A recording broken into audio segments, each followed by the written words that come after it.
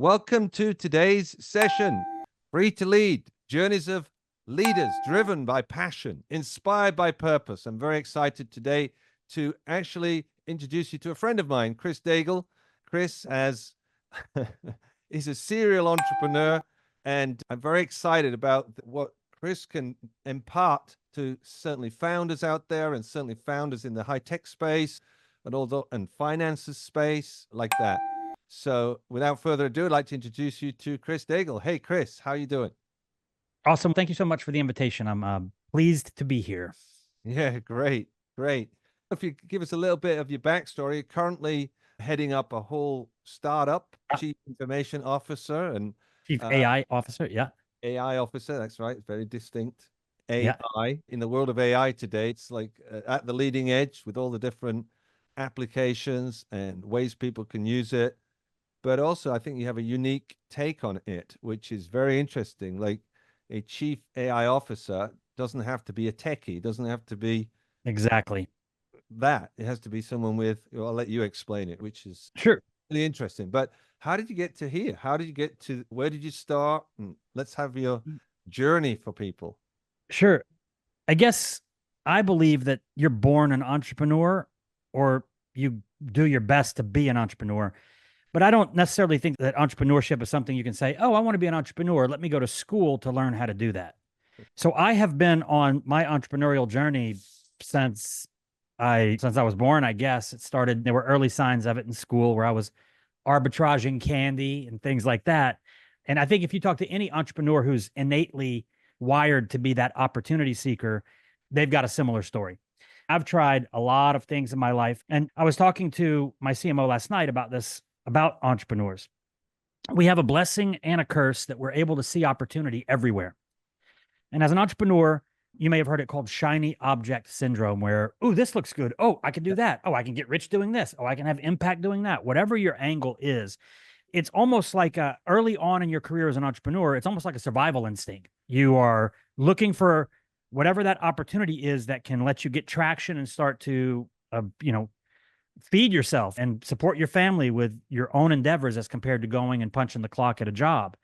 Yeah. But as you mature as a business person, as an entrepreneur, that shiny object syndrome really needs to be tampered or tempered, I guess would be the word, so that you're not constantly continuing to look for those opportunities. And for me, that happened in the AI space. I was in cycles as an entrepreneur, you wins and then low periods. And there tends to be like ups and downs in the career of an entrepreneur until they finally get traction. And for me, I was on one of those, like COVID hit, and I was doing consulting, and it was lucrative, but it wasn't very fulfilling. When I talked to other consultants, we all seem to agree that we love our clients, but we don't love consulting. So for me, there was like this interest in what's next, what's the big opportunity. And in November of 2022, when ChatGPT popped on the scene, instantly I recognized, wow, this is a huge opportunity for somebody else. I assumed that it required a technical understanding that's not my background. My background is more of the soft skills, business development, rapport building, and sales and things like that. So I said, man, that's a great, but too bad that's not my opportunity. And it wasn't until March of 2023 that I had the opportunity to speak with somebody who wasn't a techie, who was leveraging the tools primarily in a marketing environment, and helped me understand that generative AI, now the data science and machine learning side, yes, techie. But what most people are being exposed to these days isn't that. It is generative AI. And when I understood that the key skill for being good with that is not technical prowess, it is understanding the domain in which you want to apply it. And what I mean by that, we have a saying in our ecosystem with ChiefAIOfficer.com.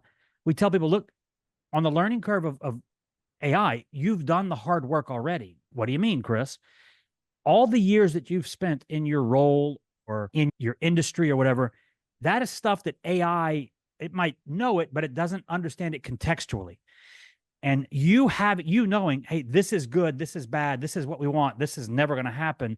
Because of your experience in that industry, you can go to the AI tools and give it better instruction because you know exactly what needs to occur in your role as an HR expert, as a supply chain manager, as a marketer.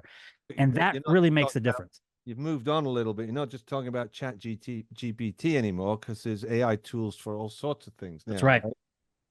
Yep. You know, an accountant, for example, or a CFO.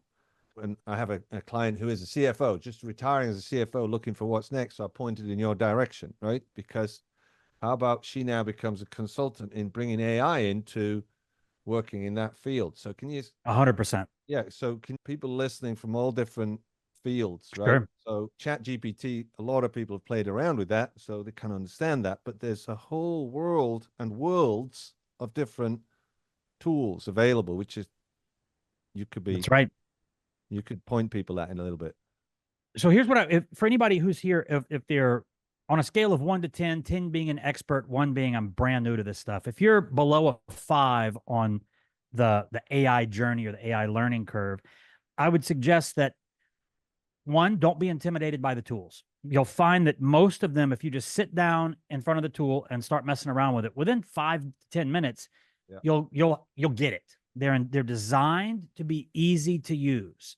So please don't be intimidated by any tool. Secondly, I would encourage you to plug into, I don't know, a group or a channel or someplace where other people like you are having the conversation about, how do I use AI at work? How do I use it in my role? Because you can go watch all the TikTok videos and YouTube stuff, but it's going to be out of context. It's going to be these little slivers of application where you're like, oh, that's cool. That's magic. That's whatever. But if you're working with others or you're in a group with others where you can say, hey, I am a CFO or I am in this role, how could I use it? And those other individuals who are on the journey like you can say, oh, start here, start there. That's going to really help you cut through a lot of the noise that exists out there and make sure that you're focused on tactical, practical application. In the use of these tools, I would suggest that you start with maybe just a target of, can I get 10% better, 10% faster, 10%, whatever that number is. It doesn't have to be like overnight, you've got the Terminator working for you. It's, hey, I'm using the tools and I'm not spending as much time doing things that I don't like about my role or my business. And I'm leveraging AI, and then start from there. Once you get to 10%, 15, 20, it just becomes easier. But starting is the key. Yeah. Yeah. Let's say we're in accountancy and say, look, I fill out all these sheets and I've got to do a profit and loss report. And it usually takes me like 3 days to get it all together and get it accurate. What if you get that down to an hour or a couple of hours? Would you be very common? Absolutely interested in that. Oh, Chris, which tools should I be looking at? What should I be playing around with? That's the. Yeah. So what I would start with is something like a Chat GPT. And people are going to say, wait a minute, if I put up proprietary financial information into Chat GPT, is there a security risk? Are they going to use that information in training the LLMs, the large language models, to be better? And here's what I would tell you. Anonymize your data. I wouldn't necessarily say, hey, this is the financial report, the quarterly financial report for General Motors, right? Just leave whatever your source of that data is, anonymize it, remove the company name, remove whatever it is. Instead of putting, this is the general account where we pay this vendor, just put vendor 1, vendor 2. Have a key that maps to what the actual numbers are, but you can use that. And at that point, ChatGPT just sees it as dummy data, essentially. But once it's in there, it's up to you. I wouldn't know the questions to ask because I don't have that financial management background. But you, as a CFO, would know to say, perhaps, what are some financial trends that could put us at risk that I'm not seeing? What are the 10 missed opportunities based on this financial data that would allow us to increase profitability by 20%? Where are some areas that are out of line with what would be industry standards for the automotive industry, right? You can use generic questions to give you insight. Now, it's not that ChatGPT is going to go, oh, Chris, here's exactly what you need to do. It's not necessarily about that. What it is about, it's giving you ideas. A friend of mine wrote a book recently called The AI-Driven Leader, Jeff Woods. And Jeff positions it like, use the tool as a thought partner, not as a thought leader. You're the leader. It is the person. It is that character that you're able to say, hey, I've got an idea about our strategy. Acting as Warren Buffett, acting as Elon Musk, whatever. How would they approach this, right? You, as the thought leader, know the questions to ask. It is the thought partner that supports the answers. There's also some guidance with that. And I know you've got a tool called is it the Vault prompt? Prompt Vault. That's right. Vault. I got it the wrong way around. Yeah. Right? Prompt Vault. For an example, for people listening, I was asked by a government entity in the UAE to a proposal. They wanted me to coach the senior team, right? The CFO, all of that team, right? All the senior executives. And they said, "Can you put a proposal in for that?" I've never written a proposal in my life. What are they Yeah. talking Yeah. about? Yeah. And the lady just left me a voicemail with it. So I put the voicemail into Nice. these apps you talked to me about. I think it was Slack. Yeah, and there's a Slack channel. It then transcribed that. I put that, copied that, put that into ChatGPT, used one of your prompts Yes. from looking at it all. Hey, I've got to write this thing. This is what they said that they want. What are these guys dealing with? This is what they said they're dealing with. This is what I do. You know what I do because I've been working with it for a while. I need to write Yep. a proposal, but I don't want it to be a long proposal. It wants to be like 1 page, 2 page max. And this thing, it churned this thing out, and I looked at it, and it's pretty good, but I needed to Yep. say this. And now, like you said, you start interacting with it like a colleague, bounce ideas off.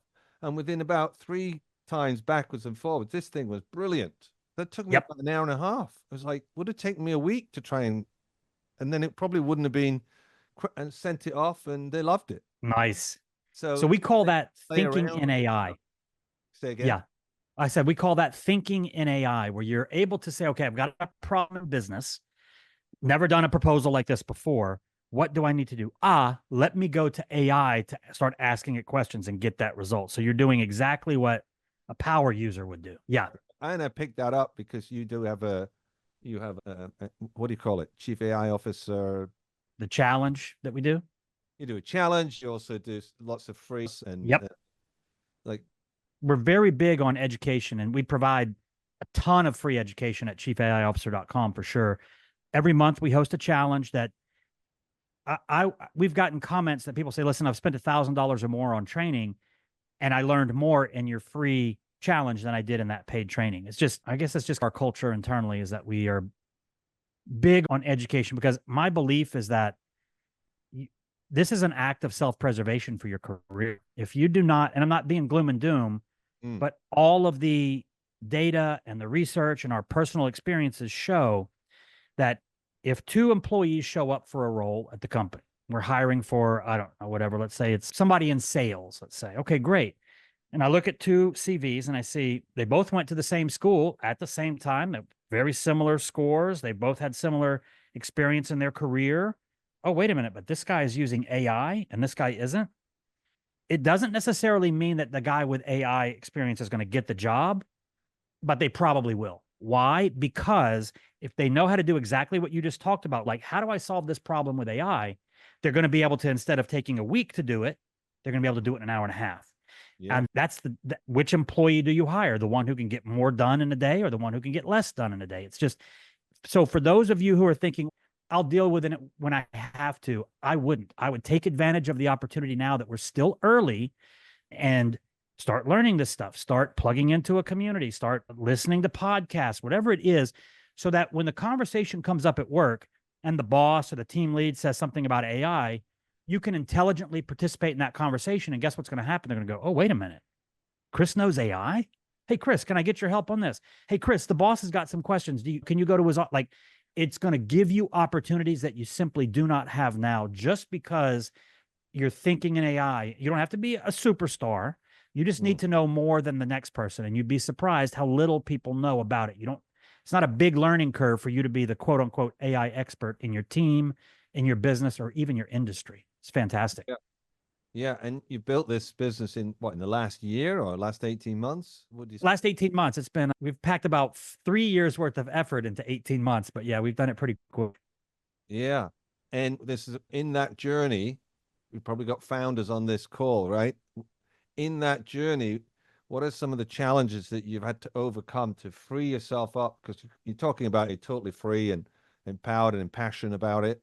But in any journey like that, surely there's some pitfalls along the way. There's some challenges. We're going to shift gears and we're going to go from the physical to the metaphysical real quick. Years old, and I had never really done a quote unquote startup before. And you hear all these things about startups, about the startup founders working 100 hours a week and sleeping under the desk and all those kinds of things. That's exactly 100% what I've been doing.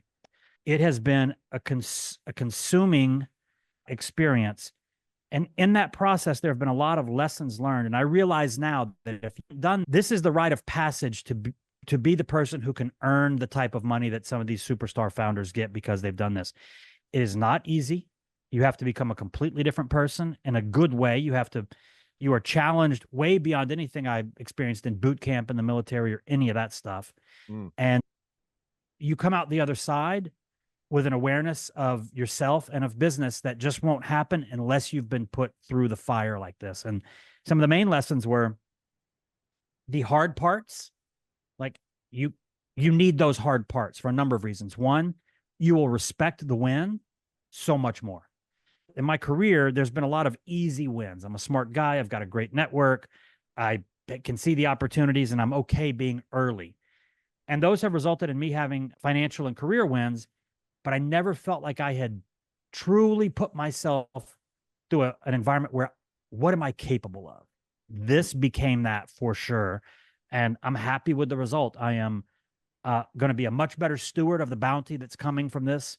I've learned a lot more about controlling mental state, anxiety and depression, and those sorts of things that are very common in an up and down environment for entrepreneurs.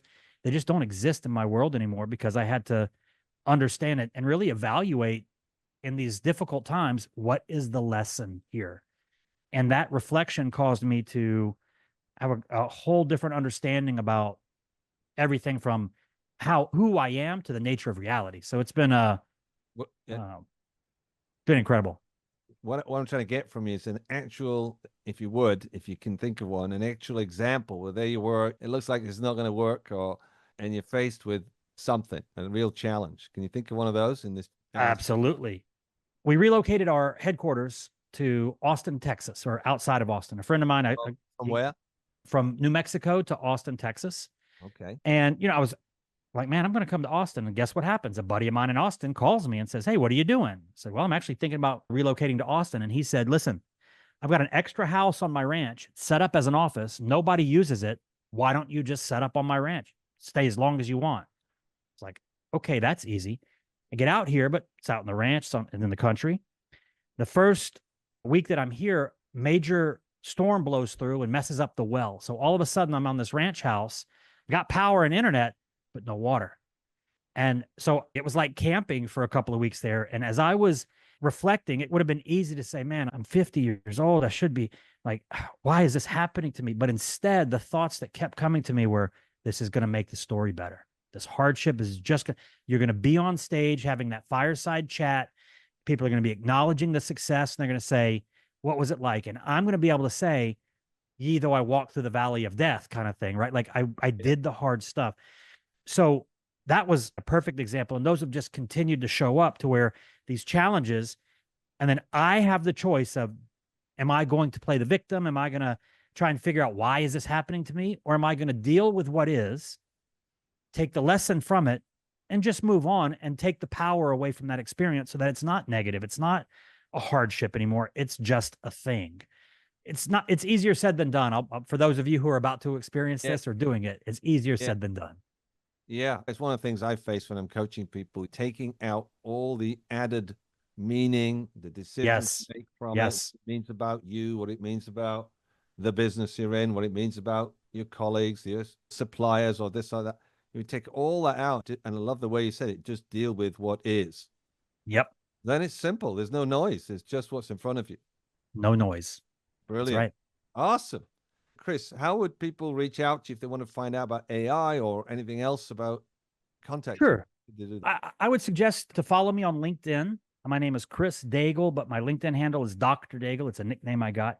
Plenty of content all day long. We're putting out fantastic content related to non-technical business professionals using AI in their role. And then from there, if you want more, obviously there'll be links and stuff from my LinkedIn profile, but just go there and you will get a complete education on how to start thinking in AI. Yeah, and they could also go to ChiefAIOfficer.com, right? Which is... Yep, absolutely. That's our main website. Yeah, it's great. Great. By the way, we didn't cover the doc. I remember you telling me why you got the name doc. So can you share that? Sure. So early in my career, I've always played a long game, and I recognized that by helping people and not needing something from someone, regardless of how much they could support my career, Yes. But just being there for them was a much better play. And as a result, my network is fantastic. Now I've got trust and rapport with a lot of high achievers. And somewhere along the line, someone goes, "Oh, you got a problem? Call the doctor. Call Dr. Daigle." Because it wasn't me that was the fixer. It was my network, because of the way that I had treated people, that I was able to call and say, "Hey, you know what? I got a friend. He's going through this issue. I know you're really good at that. Would you mind if I connected you guys?" "No problem at all, Chris." And then that just continues to, like, it's karma. Comes back to me big time. Yeah, beautiful. Great. Yeah. Perfect. Perfect. Because I was like, has he got a PhD? Is he a Nope. medical doctor? No, it was a long time ago when I first met you. Yeah. You explained that to me pretty fast. It's been great having you on the Thank you, Will. show. Yeah, it's been really great, and got to know you a little better. And I'm sure people listening in, some people might be breathing a sigh of relief. AI is not this big. No, it's just to help you do better what you Yep. already do, and do it in less time. It's waiting on you to start using it. Yeah, exactly. All right, very great. Awesome. Thank you so much for being Thank on you, Lee. Free to Thank you, Lead. Will. Yeah, Yep. thank you. All right. Sounds good, man. Talk soon. See ya.